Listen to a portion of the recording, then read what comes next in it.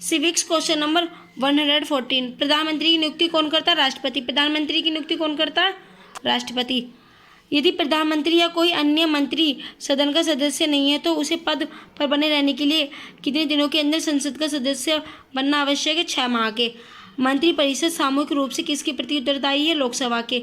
मंत्रिपरिषद सामूहिक रूप से किसके प्रति उत्तरदायी है? लोकसभा के। लोकसभा की अधिकतम सदस्य संख्या हो सकती है 552। लोकसभा की अधिकतम सदस्य संख्या हो सकती है 552। संविधान के अनुसार राज्यसभा की अधिकतम सदस्य संख्या हो सकती है 250। संविधान के अनुसार राज्यसभा की अधिकतम सदस्य संख्या हो सकती है 250।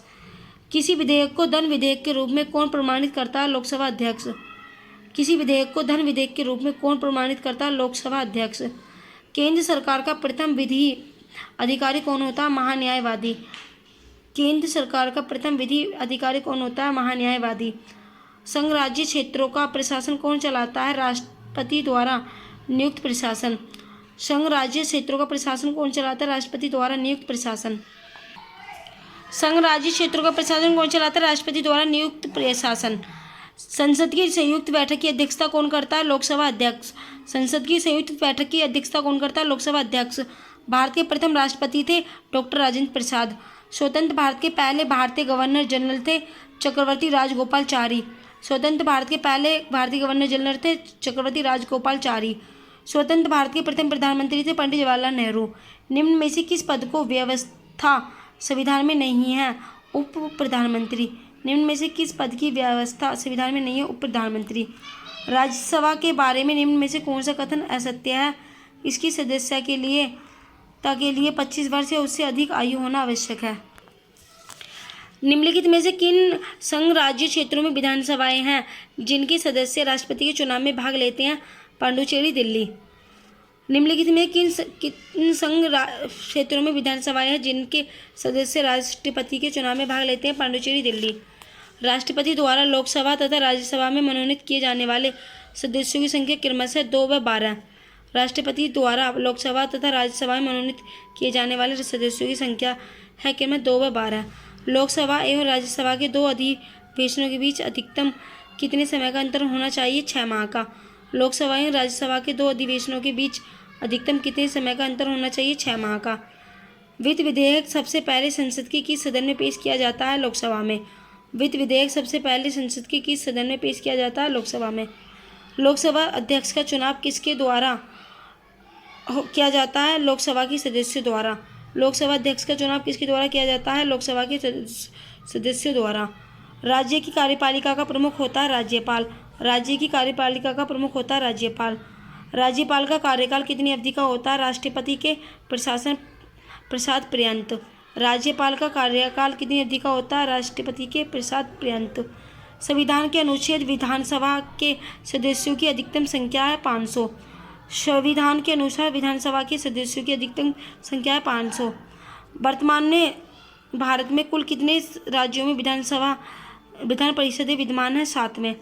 वर्तमान में भारत में कुल कितने राज्यों में विधान परिषदें विद्यमान है? 7।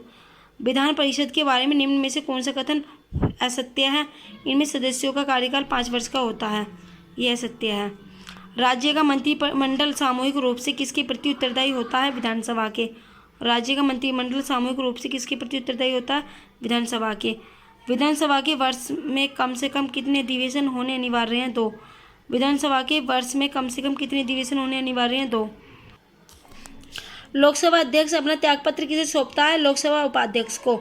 लोकसभा अध्यक्ष अपना त्यागपत्र किसे सौंपता है? लोकसभा उपाध्यक्ष को। किस राज्य में विधानसभा सदस्यों की संख्या सर्वाधिक है? उत्तर प्रदेश में। किस राज्य में विधानसभा सदस्यों की संख्या सर्वाधिक है? उत्तर प्रदेश में। जम्मू कश्मीर राज्य को किस अनुच्छेद के अंतर्गत विशेष राज्य का दर्जा प्राप्त है? अनुच्छेद 370 में। जम्मू कश्मीर राज्य को किस अनुच्छेद के अंतर्गत विशेष राज्य का दर्जा प्राप्त है? अनुच्छेद 370। भारत का नियंत्रक एवं महालेखा परीक्षक किसके द्वारा नियुक्त किया जाता है? राष्ट्रपति के। भारत का नियंत्रक एवं महालेखा परीक्षक किसके द्वारा नियुक्त किया जाता है? राष्ट्रपति के। भारत का उच्चतम न्यायालय कहाँ अवस्थित है? नई दिल्ली में। भारत का उच्चतम न्यायालय कहाँ अवस्थित है? नई दिल्ली में। भारत के सर्वोच्च न्यायालय में न्यायाधीशों की कुल संख्या है 31। भारत के सर्वोच्च न्यायालय में न्यायाधीशों की कुल संख्या है 31। सर्वोच्च न्यायालय के मुख्य न्यायाधीशों की नियुक्ति कौन करता है? राष्ट्रपति। सर्वोच्च न्यायालय के मुख्य न्यायाधीशों की नियुक्ति कौन करता है? राष्ट्रपति। उच्चतम न्यायालय के न्यायाधीशों का कार्यकाल है उनकी 65 वर्ष की आयु पूरी होने तक। उच्चतम न्यायालय के न्यायाधीशों का कार्यकाल है उनकी 65 वर्ष की आयु पूरी होने तक। निम्न में से कौन मुख्य न्यायाधीश सर्वाधिक अवधि तक कार्यरत रहे हैं? वाई.वी. चंद्रचूड़।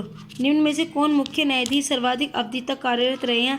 वाई.वी. चंद्रचूड़। सर्वाधिक न्यायालय के प्रथम मुख्य न्यायाधीश हैं हीरालाल जे कानिया। सर्वोच्च न्यायालय के प्रथम मुख्य न्यायाधीश हैं हीरालाल जे कानिया। वर्तमान में भारत में उच्च न्यायालयों की कुल संख्या है 24। वर्तमान में भारत में उच्च न्यायालयों की कुल संख्या है 24। उच्च न्यायालय के मुख्य न्यायाधीशों की नियुक्ति कौन करता है? राष्ट्रपति। उच्च न्यायालय के मुख्य न्यायाधीशों की नियुक्ति कौन करता है? राष्ट्रपति। उच्च न्यायालयों के न्यायाधीशों की कार्यकाल की सीमा है अपनी वर्ष के 62 वर्ष पूरे होने तक। निम्नलिखित में से किस उच्च न्यायालय की अधिकारिता सर्वाधिक क्षेत्र पर है? गुवाहाटी। निम्नलिखित में से किस उच्च न्यायालय की अधिकारिता सर्वाधिक क्षेत्र पर है? गुवाहाटी। किस उच्च न्यायालय में न्यायाधीशों की संख्या सर्वाधिक है? इलाहाबाद। किस उच्च न्यायालय में न्यायाधीशों की संख्या सर्वाधिक है? इलाहाबाद। संविधान के किस अनुच्छेद के द्वारा राष्ट्रपति को सर्वोच्च न्यायालय से परामर्श मांगने का अधिकार प्राप्त है? अनुच्छेद 143।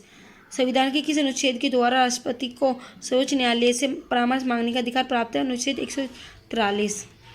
राष्ट्रपति राष्ट्रीय आपातकाल की घोषणा निम्न में से किन स्थितियों में कर सकता है? युद्ध में, सशस्त्र विद्रोह में, ब्राह्मण आक्रमण में, सभी में।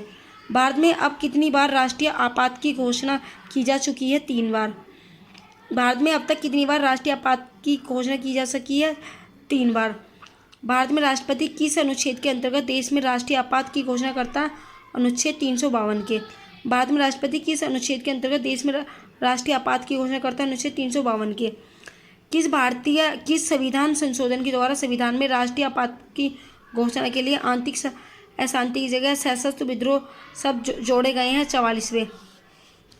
संविधान के किस अनुच्छेद के आधार पर राज्यों में संवैधानिक तंत्र की विफलता पर राष्ट्रपति शासन लगाया जा सकता है? अनुच्छेद 356 में। संविधान के किस अनुच्छेद के आधार पर राज्यों में संवैधानिक तंत्र की विफलता पर राष्ट्रपति शासन लगाया जा सकता है? अनुच्छेद 356।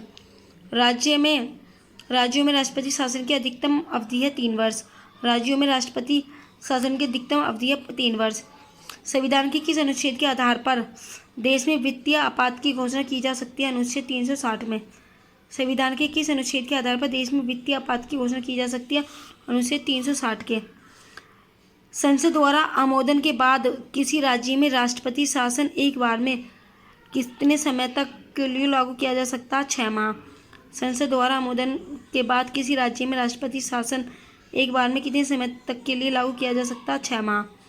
राज्य में राष्ट्रपति शासन लगाने की स्थिति में कितने दिनों के अंदर उसकी संसद की स्वीकृति आवश्यक है? 60। राज्य में राष्ट्रपति शासन लगाने की स्थिति में कितने दिनों के अंदर उसकी संसद से स्वीकृति आवश्यक है? 60। दल बदल से संबंधित कानून का उल्लेख किस अनुसूची में है? दल बदल 10वीं।